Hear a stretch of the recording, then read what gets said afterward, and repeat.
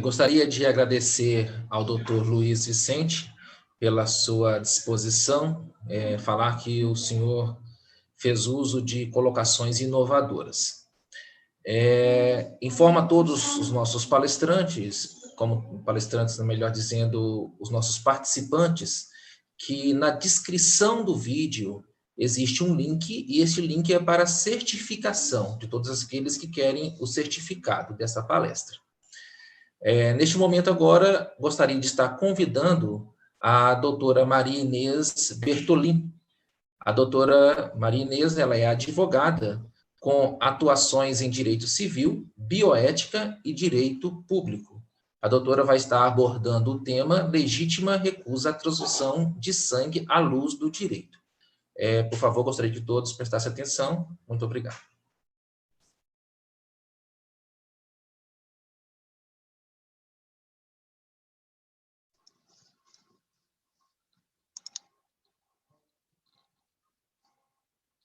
Primeiramente, gostaria de cumprimentar todos os envolvidos pela iniciativa e o apoio ao evento e a nossa participação nele também. E também cumprimentar todos que nos assistem virtualmente, dizer que é uma grande honra para mim estar aqui nessa noite memorável, junto com todos os colegas, porque essa é uma ocasião que visa uma maior aproximação da comunidade médica e dos pacientes, né? Que buscam ver os seus direitos de escolha em questões de tratamento de saúde atendidos. Hoje, o nosso objetivo é fornecer a posição jurídica mais atualizada sobre a legítima recusa dos pacientes à transfusão de sangue, e todos os conceitos jurídicos abordados aqui são válidos tanto para casos eletivos, né, quanto para situações de risco de morte, mas eles não se aplicam a menores de idade. Vocês acho que estão observando aí no vídeo uma imagem que é um tanto até engraçada, mas ela retrata bem que esse assunto é cercado por várias notícias falsas, mitos, né, fake news, e por isso o nosso tema será baseado na legislação, na jurisprudência e em dados oficiais que demonstram a tendência jurídica atual. Então, qual a legislação que protege os direitos do paciente, o que torna essa recusa legítima? Os direitos do paciente, eles estão fundados no princípio constitucional da dignidade da pessoa humana, previsto na Constituição Federal, no artigo 1º. Em vários artigos da Constituição, está bem explícita a autonomia da vontade dos pacientes. Dentro desse amplo conceito jurídico, a pessoa ou o paciente tem direito a uma vida digna, não meramente uma vida biológica. Quando um paciente com legítima recusa, ele busca um tratamento médico e opta por um que dispense a administração de transfusões, ele está zelando pelo direito à vida digna. E ele está exercendo, então, esse direito. Não existe dignidade humana e preservação de direitos humanos sem autonomia de vontade. E no tocante também à Constituição, nós podemos citar vários artigos, né? O artigo 3º, o artigo 5º, que até o inciso 2º, que tem o princípio da legalidade, que ninguém é obrigado a fazer ou deixar de fazer alguma coisa, senão em virtude de lei. Então, o que nós percebemos é que quando a legislação afoca o direito a uma vida digna, ela protege os direitos de qualquer paciente, não apenas aqueles de uma determinada religião. Eu gostaria também de destacar um artigo do Código Civil, que ele diz que ninguém pode ser constrangido a submeter-se com risco de vida a um tratamento médico ou intervenção cirúrgica. Então, o interessante nesse dispositivo é que ele não consagra a ideia de que a vida ela tem que ser mantida a qualquer custo. Em vez disso, ela respeita a escolha pessoal. Também, nós podemos notar uma gama de leis nacionais e internacionais que já foram validadas pelo nosso ordenamento jurídico, como a Declaração Universal dos Direitos Humanos, que também fala a respeito desse assunto, a Convenção Americana sobre os Direitos Humanos, conhecida como Pacto de São José da Costa Rica, o Pacto Internacional sobre os Direitos Civis e Políticos, a Convenção contra a Tortura e outros tratamentos ou penas cruéis, desumanos ou degradantes, a Declaração Universal sobre Bioética e Direitos Humanos, Todos esses dispositivos legais garantem aos pacientes a legítima recusa à transfusão de sangue ou a um tratamento contrário às suas convicções.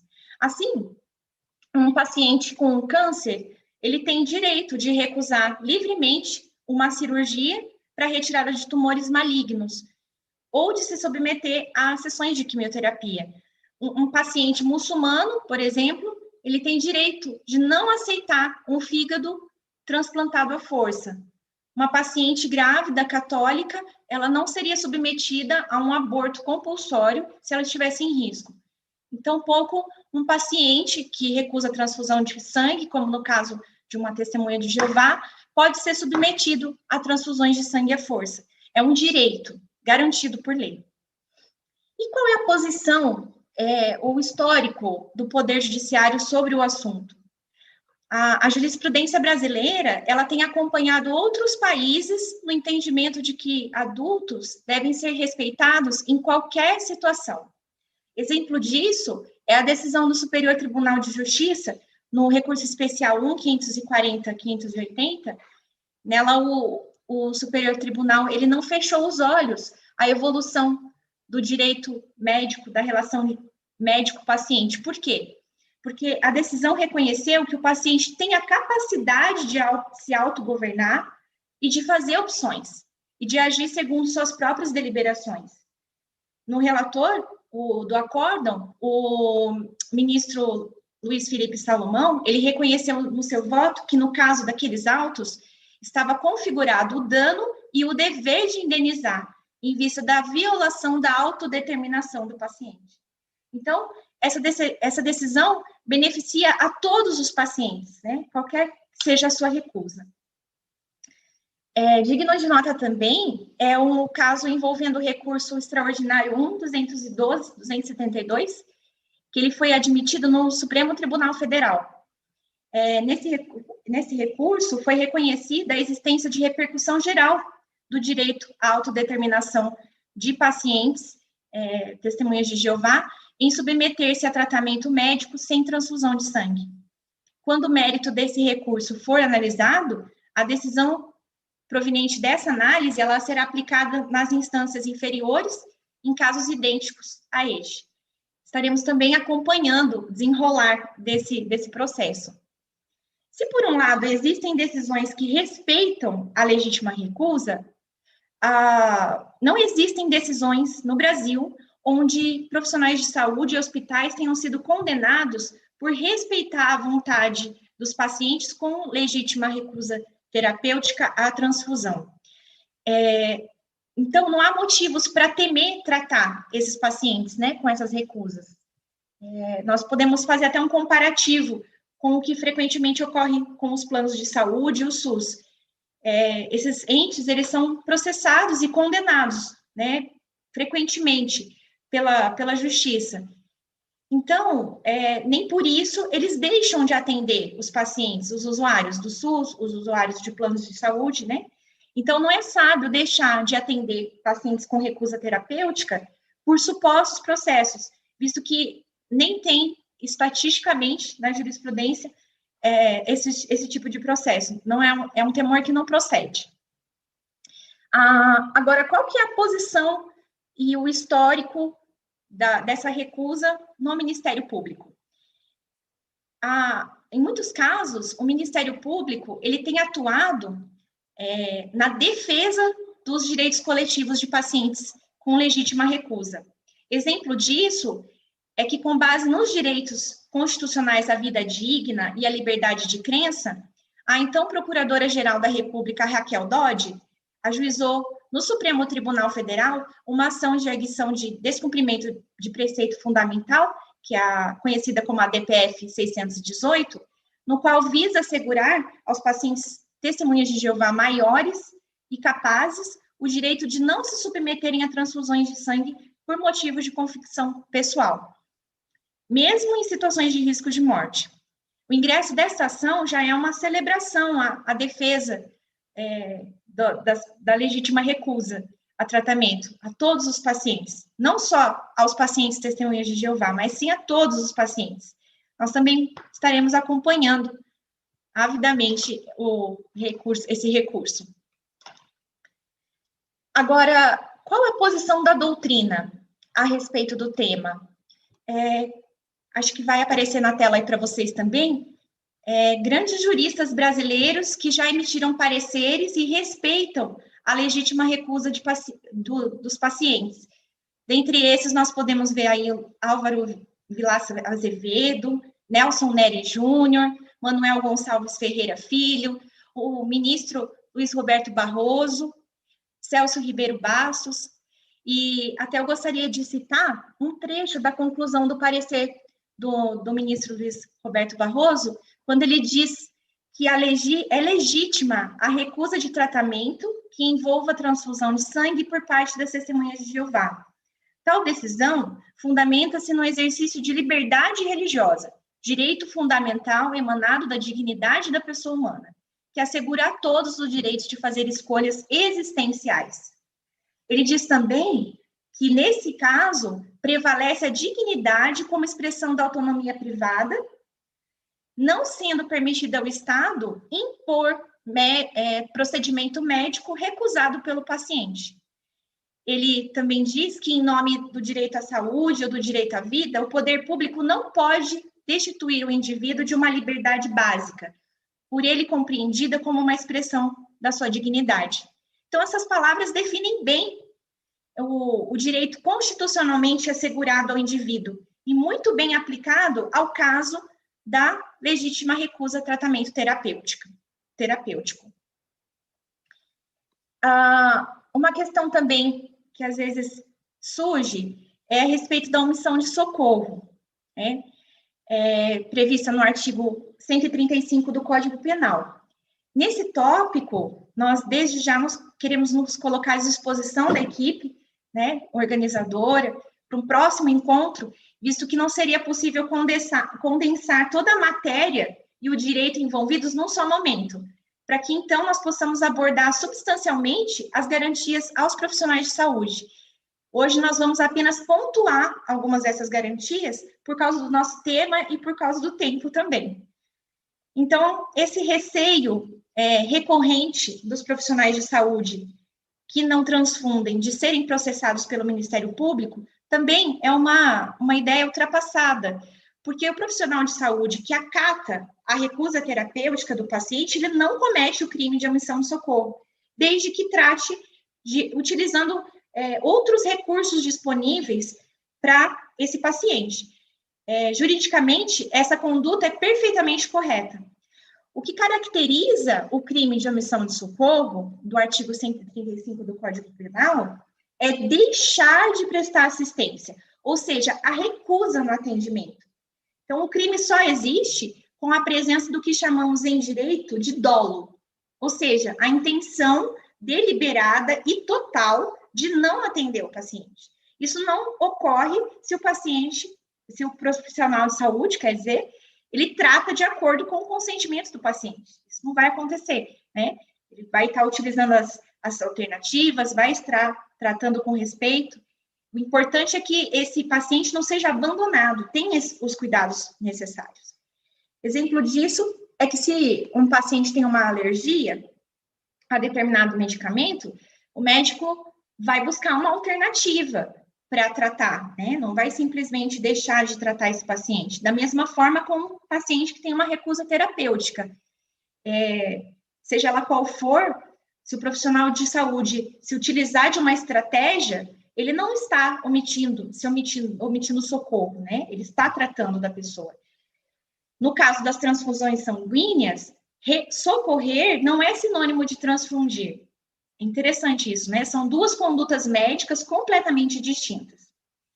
Agora, como é possível manter a segurança jurídica das partes? Uma das garantias aos profissionais de saúde, que também nós iremos pontuar hoje, é a documentação correta dos casos. É de suma importância documentar a vontade do paciente e as decisões dele diante de uma recusa terapêutica. Hoje nós vamos dar ênfase a 3 maneiras de fazer isso. A primeira, nós estamos vendo aí, por registrar no prontuário médico as decisões e a evolução do tratamento escolhido. a fim de comprovar a atuação do médico, que ela foi norteada pela decisão autônoma do paciente, né, que ela está totalmente de acordo. Uma maneira muito eficaz de fazer isso é juntando um documento de diretivas antecipadas. Nós vamos entender melhor o que são essas diretivas no nosso próximo tópico. Esse documento, ele vai proteger o profissional de saúde e o paciente. Uma segunda maneira de documentar, né, os casos é por permitir que o paciente faça um autorregistro da sua recusa terapêutica em um documento chamado TCLE, o Termo de Consentimento Livre e Esclarecido. A flexibilização desse documento é muito importante para que fique bem claro o que o paciente aceita e o que ele recusa, conforme os parâmetros da recomendação CFM-1 de 2016. O TCLE, ele exime a equipe médica de eventuais responsabilidades, caso haja um resultado insatisfatório do tratamento que o paciente escolheu, e dá segurança jurídica também, tanto à equipe médica quanto ao paciente. Um terceiro documento que pode ser mais utilizado é o termo de isenção de responsabilidade da equipe médica. Esse termo, ele exime a responsabilidade do hospital e da equipe médica, caso haja algum problema com o recurso terapêutico escolhido pelo paciente, e faz parte do rol desses documentos. Agora, nós vamos falar um pouco a respeito das diretivas antecipadas que eu comentei. O que são essas diretivas antecipadas? O modelo do documento está aparecendo na tela, né? Esse é um documento utilizado quando o paciente ele fica inconsciente ou incapaz diante de uma urgência. É importante destacar que o paciente que está nessa situação de urgência, ele não perde os seus direitos.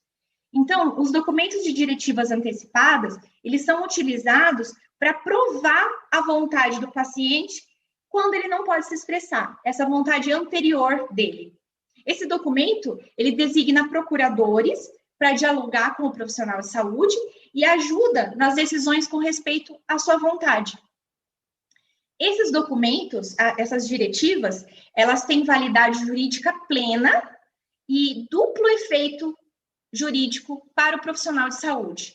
Quais são esses dois efeitos? Ele tem um efeito vinculante, ou seja, ele torna obrigatória a vontade do paciente, e ele tem um efeito eximidor. Ele exime, ele afasta a responsabilidade do profissional de saúde do hospital. E ele tem o respaldo da legislação, o artigo civil, no artigo 104 e o 653 do Código Civil.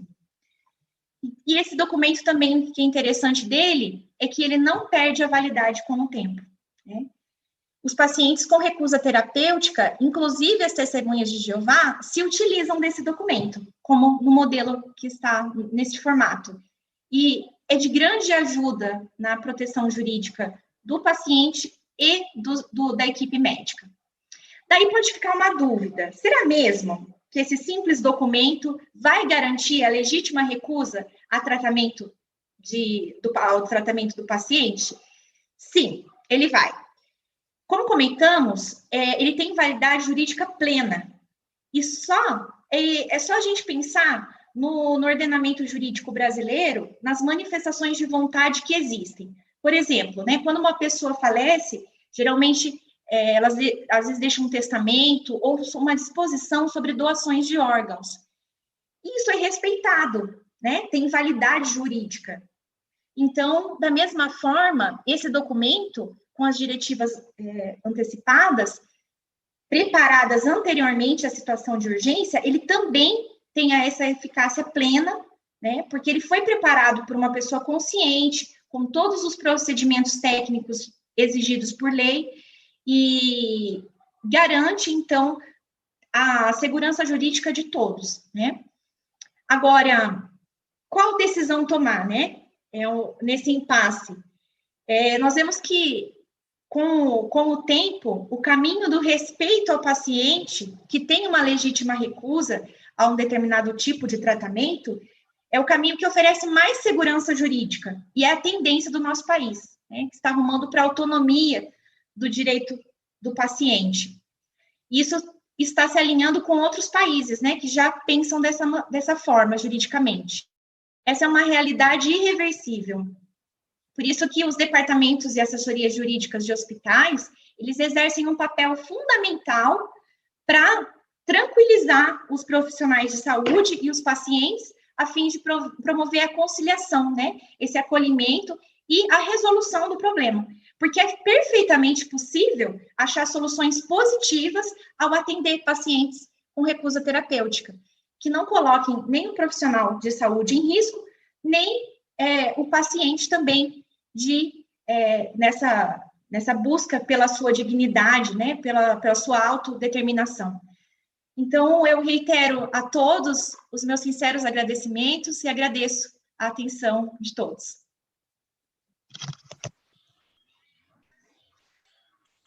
Muito obrigado a doutora Maria Inês pelas ótimas explicações e esclarecimento a respeito da lei e dos direitos.